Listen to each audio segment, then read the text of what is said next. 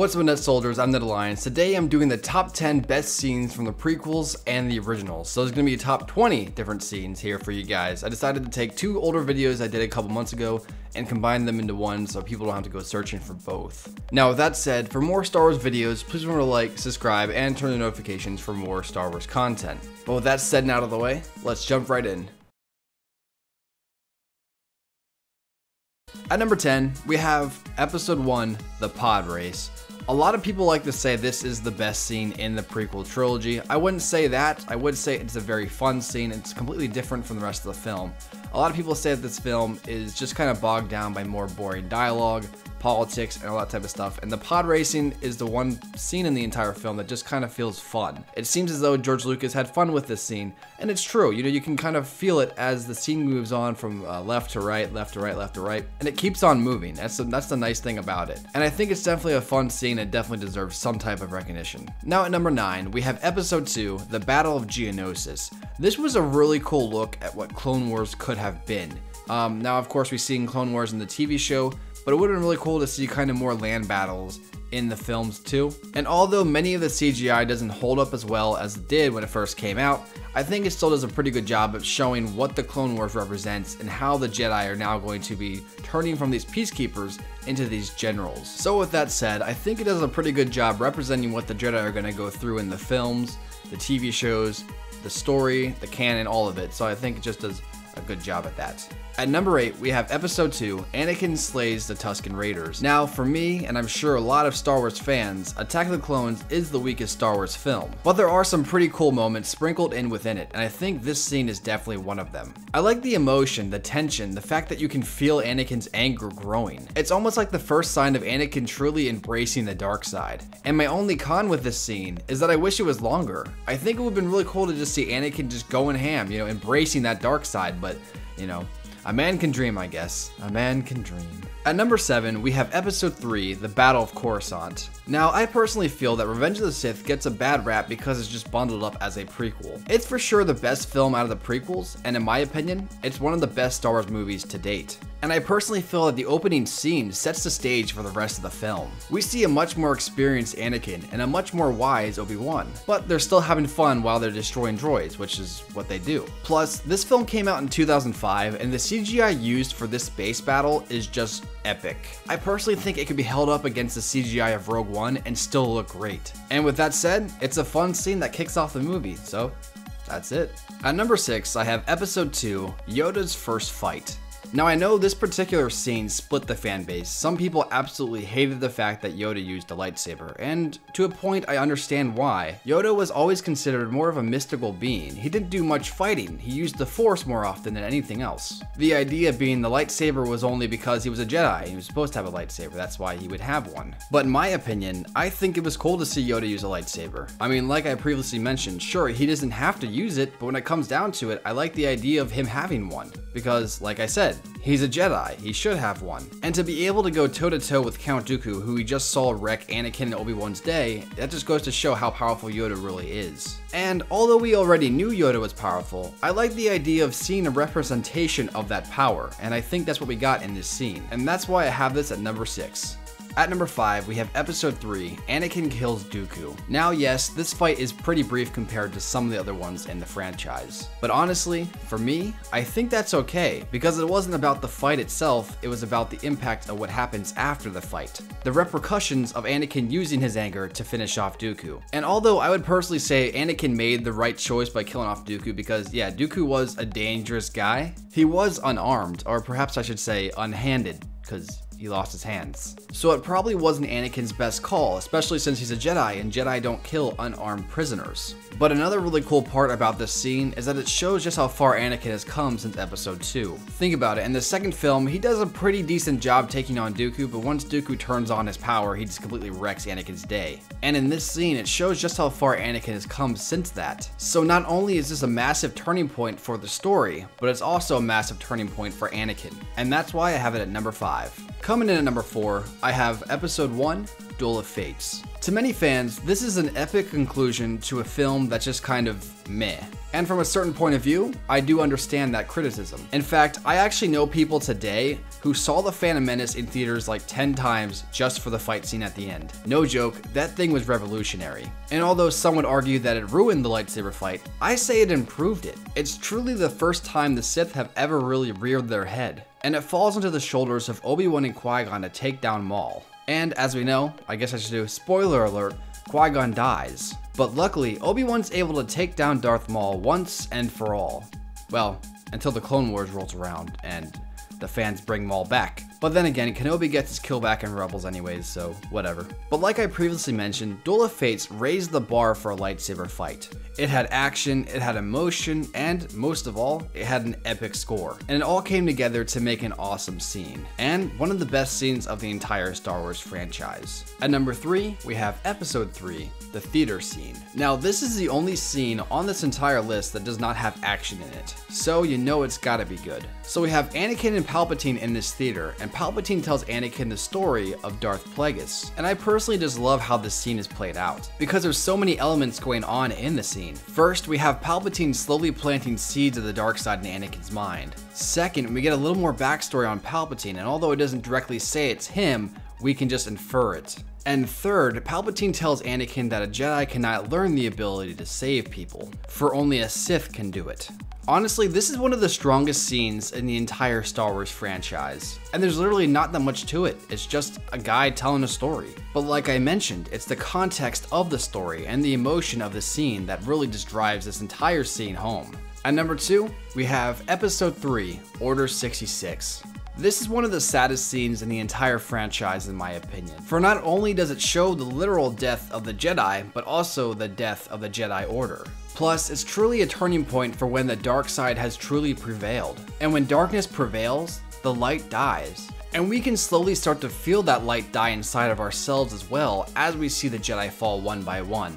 And the part where Yoda grabs his chest because he can't believe what he's feeling, it always gets me. Now, I don't cry because I'm a man. I'm a big, strong man. But it definitely pulls at the heartstrings, and that's why Order 66 is number 2 on this list. And at number 1, I have Episode 3, Anakin vs. Obi-Wan. This entire scene, from beginning to end, is just epic. It's got action, it's got stakes, it's got choreography, it's got emotion, it's got an awesome score, it's got everything. And although many people complain about the fight scene being too long, I'm okay with that. For this fight with Anakin and Obi-Wan, plus I guess at the same time, Yoda's fight with the Emperor, this is the personification of the light versus the dark. Obi-Wan and Yoda are essentially the last piece of the light, and in a last-ditch effort they go to take down the darkness.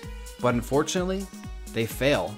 Even though technically Obi-Wan does defeat Anakin, his fight really solves nothing, for the dark side still prevails in the end. And Palpatine gets his way. From the beginning of the fight, where Anakin chokes out Padme and Obi-Wan has to step in. Then their duel takes them through the factory and all that stuff. Even on top of the lava, Anakin is full of rage. He has truly become Darth Vader, and you can see that in his eyes. Remember, we're talking about Episode 3 Anakin Skywalker. That is his prime. And the entire time he's fighting, Obi-Wan is trying his best to keep up because Anakin is really powerful. And although we've seen the original trilogy, and we already know the culmination of the story, I think this final fight scene between the light and the dark is the best scene in the Star Wars prequels.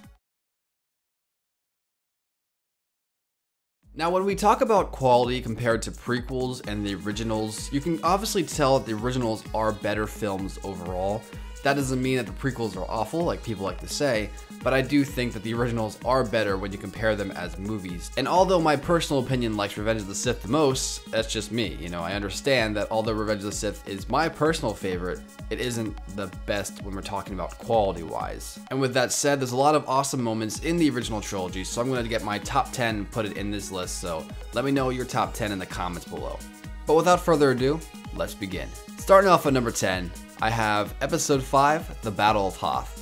The Battle of Hoth to me, and just the planet itself, is really cool. Pun not intended, by the way. I like the fact that it starts the movie off with a bang. It's kind of like Episode 3 in a way that it just kind of gets you into the action right away, and we get this whole feeling of the Empire coming down on the Rebels, and clearly the Rebels are being pushed back by this immense Empire. Which is interesting to see because at the end of episode 4, the rebels had a massive victory over the Empire, and now in the beginning of episode 5, the Empire are destroying these rebels. In fact, the Battle of Hoth was won by the Empire. The rebels actually had to flee. And just in this opening scene, we see that the rebels aren't winning. So it really puts the whole war into perspective. Plus, who doesn't like the Tauntauns? The two-legged llamas. Everyone likes two-legged llamas. Coming in at number 9, we have episode 4, the Cantina scene. The Cantina scene has always been a fun one for me, and not just because of that awesome music that I bet plays 24/7 there, but it also does a great job showing you what we're going to be seeing over the next few films. And what I mean by this is it shows you a bunch of different costumes, a bunch of different aliens, all this different stuff that really expands the galaxy before we even get off this one planet. And I really like how it manages to do that. Also, in this scene, we meet Han Solo and Chewbacca, who become pivotal characters later in the series. And we get a great example of what type of guy Han Solo is. When Han and his Rodian friend Greedo are talking at the cantina, and all of a sudden, Han just shoots him. Greedo actually didn't do anything wrong. He just shot at Han, but he didn't actually shoot at him. He kind of aimed away from him, just to scare him. And of course, Han Solo, being the scoundrel he is, decides to shoot this innocent Greedo and kill him. It's just sad. But we get good character development with Han later, so that's okay. At number 8, we have episode 4, the destruction of the first Death Star. Now, we knew since we first met the Death Star, it pretty much has to go, because the first time we meet it, we see it destroy a planet. And things that can destroy planets in seconds probably shouldn't be under the control of an evil empire. So one of the coolest parts about this scene is to see the World War II reminiscent dogfights going on, and then of course you get the trench run, all of Luke's friends are dying, Han Solo comes back and actually saves Luke from getting shot down by Vader. Then Luke uses the Force like Obi-Wan Kenobi tells him to, and he shoots the missiles down the exhaust shaft, destroying the Death Star and saving the day, ending episode 4 on a high note. It's a really intense scene with a great payoff, and for that, it's number 8 on this list. At number 7, I have episode 4, Luke ignites Anakin's blade. Now for some of you may be thinking, wait a second, the Death Star destruction isn't as good as this? This is just like 5 seconds, why is this so important? And I'd understand that criticism, but for me, Luke picking up Anakin's lightsaber was a symbolic way of showing that Luke is gonna be the next Jedi. It's a great way to show, especially if you just watch the prequels, that Anakin is passing the torch to his son. And although it's Obi-Wan passing Anakin's lightsaber to Luke, considering how close Anakin and Obi-Wan were, in a way, Obi-Wan is kind of like Luke's father too. So although this moment isn't particularly fancy or action-packed or any of that type of stuff, I really believe it's symbolic and special in just that way, and for that reason, it's number 7 on this list. At number 6, we have episode 4, Kenobi's Sacrifice. For me, this scene is kind of reminiscent of Luke wielding the lightsaber of his father. And as Anakin is passing the torch to Luke, Obi-Wan is also essentially passing the torch to Luke. And although Obi-Wan and Vader's fight is pretty tame compared to the rest we'll see in the franchise, and Obi-Wan's spin was definitely needed and effective. It was the very first lightsaber fight, so there is some merit for that. But overall, it's a really sad scene because if you think about it, Obi-Wan was really the only link Luke had to his father at the time. And with Obi-Wan's death, that means it's the death of Anakin too. So you can really feel the emotion in the scene as Luke and his friends flee from the Death Star. At number 5, I have episode 5, Han Solo's Carbonite fate. This scene is really sad, as we all probably know. Not only is our lovable Han Solo being taken away from us, but also we have the whole music going that makes it all sad. We see Leia and she's so sad and she's hugging Chewie and Chewie's sad too. Everyone's just sad. I think it also just shows just what type of person Han Solo has become. Because before this, we could tell he kind of just cared about himself. It was him and Chewie just taking on the entire universe. But now he was part of something bigger. And although he did change, he still was Han Solo in the end, and he delivered that awesome line. I love you. I know. At number 4, I have episode 4, Owen and Beru's fate. This scene was so tragic because as far as we know, these people raised Luke. And although they weren't his actual blood relatives, he was actually related to them, technically. So to see Luke's previous life just crash down on top of him, as he comes across the corpses of his uncle and aunt, you can just see it in his eyes. And one of the coolest things about the scene is he looks away from the corpses at first as he doesn't want to believe it. And then he looks right back at them and he just stares at them. And that's the moment where you can see in Luke's mind, he's gonna fight the Empire and he's gonna take them down. Before, he wanted to be a Jedi and fight the Empire and go places, but he was held back by his home. But now that his home is gone and the people he loved is gone, the only thing he can do now is avenge them and become the Jedi he was always meant to be. It's the turning point for Luke and one of the greatest scenes in the entire franchise. At number 3, I have episode 5, the intro of Yoda. This scene is just awesome, it's funny, it's just great. It's funny because Yoda's just a puppet, but every time he's on the screen, he just steals the scene. You can tell he's been alone for a while because he's a little wacky and you think he's going insane a little bit, but considering his past and how he lost all of his friends, I don't blame him. But besides the scene being funny, we also don't realize Yoda is this Master Yoda. Because before this, we're told that Master Yoda is one of the strongest Jedis to ever live. So you honestly don't expect this little creature to be anything special. But then, shortly after, we learn that Yoda is this little crazy green guy. But Yoda himself is the best example of one of my favorite quotes. It's not the size of the dog in the fight, it's the size of the fight in the dog. Proving that sometimes big things can come in little packages. At number 2, I have episode 5, I am your father. This entire scene leading up to this moment is just great. Luke confronts Vader thinking that he could actually stand a chance, but nope, Vader's kicking his butt, and although Luke has gotten better with his Jedi training, he's still not nearly good enough to take on Vader, which he starts to learn as he starts to get his butt kicked even more. But the fight gets more interesting as we go on, because we can see for a fact that Vader could wipe out Luke whenever he wants, but he doesn't. In fact, it kind of looks like Vader's taking his time, almost like he's preparing for something, just keeping Luke at bay, just for the perfect moment. And then at the end of the scene, we find out exactly why he was doing this. In this scene, we find out Vader didn't actually kill Anakin Skywalker.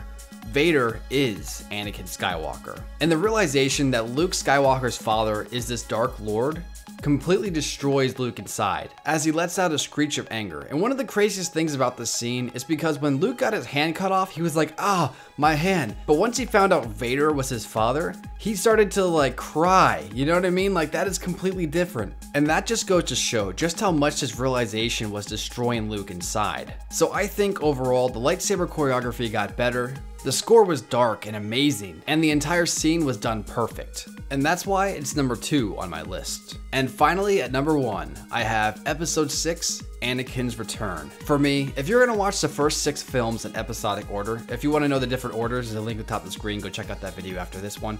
It's pretty enjoyable. But anyways, if you're gonna watch these films in episodic order from episode 1 to episode 6, this is the perfect ending to the entire saga. We saw Anakin grow and become a Jedi, then we saw him turn to the dark side, and now his son has brought him back to the light. And to see Anakin Skywalker finally return after all this time, it's so rewarding. The tone, the lightsaber fight, just everything about this scene makes it awesome. And it makes for one epic conclusion to an epic saga. And it's for that reason I have it at number 1 on my list. So there you go guys, that is the top 20 best scenes in the Star Wars franchise from episode 1 to episode 6. You guys want to see maybe when the new trilogy is done, do you want to see me do one on that? Or maybe do a Rogue One specific video? Let me know in the comments below. And also, while you're down there, let me know what are your favorite moments in the Star Wars franchise. But that's it for this video. Please remember to like, subscribe, and turn on notifications for more Star Wars content. And until next time guys, I'll see you tomorrow.